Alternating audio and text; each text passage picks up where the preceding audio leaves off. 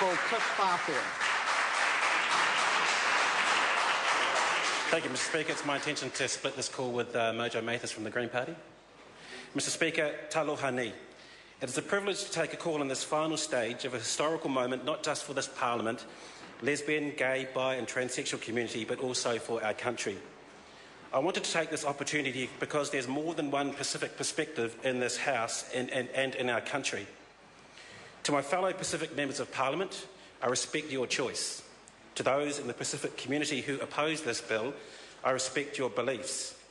And I hope that you respect and understand my choice and my strongly held beliefs. The belief driving my choice, in my opinion, is more prevalent but not restricted to younger Pacific Islanders. But it is in no way meant to be disrespectful or a challenge to our elders. In fact, in my mind, my strongly held views derive from the strong Pacific values that have been passed on to me by my parents and family.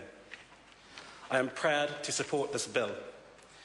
To me, it speaks to the heart of the values of what being Pacific in New Zealand is. Those are values of family, love, inclusion, equality, respect, and for having pride in who you are. Our parents, grandparents and great-grandparents came to New Zealand to give their families a better life. Vital in that was that they came to these shores and got a fair go, were treated equally, were not discriminated against, and that they were given the respect that every New Zealander deserved. As we know, that was not always the case. There were battles are won, and the Pacific community is now proud and vibrant. Our gay community is also proud and vibrant. They too have battled, and like all other Kiwis, they deserve the full enjoyment of the values of family, love, inclusion, equality and respect. I know there are strong religious veins in the Pacific community, and I respect that and the views that they have. But many young gay Pacific Islanders have found this debate difficult. Many have grown up and maintained strong religious beliefs. They have told me one of the hardest things in the public debate has been hearing the God that they worship seems to see them differently. My God does not.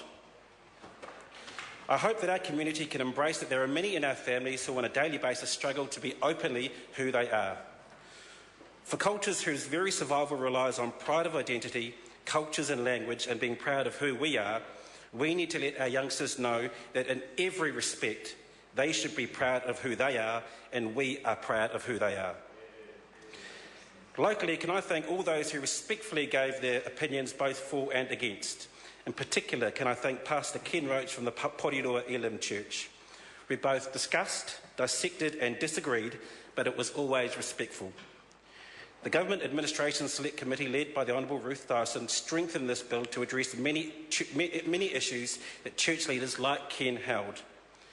It made it clear no minister or religious celebrant is obliged to marry a couple if doing so would contravene the religious beliefs or philosophical or humanitarian convictions of a religious body or organisation. I'd like to thank Lewis Wall, who worked from the outset to ensure respect for religious beliefs despite the fundamental differences of opinion. Before I conclude, I'd like to acknowledge Kapiti Mayor Jenny Rowan and her partner Jules Joslin, who I understand are somewhere in the precincts of Parliament.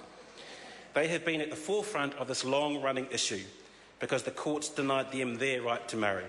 Well, Jules, when this bill was pulled out of the ballot, I remember seeing you at Coastlands Mall and you said, "I'll believe it when I see it." Well, tonight, seeing is believing. I'm going to end, like Marion Street, the way I ended my maiden speech, with a quote from William Penn that I hold dear.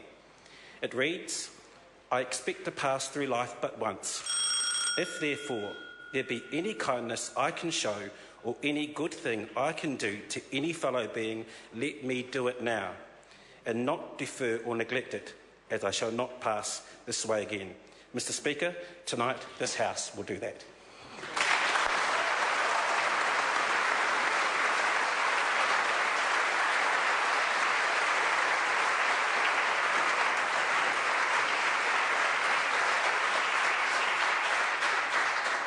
I call Mojo Mathis.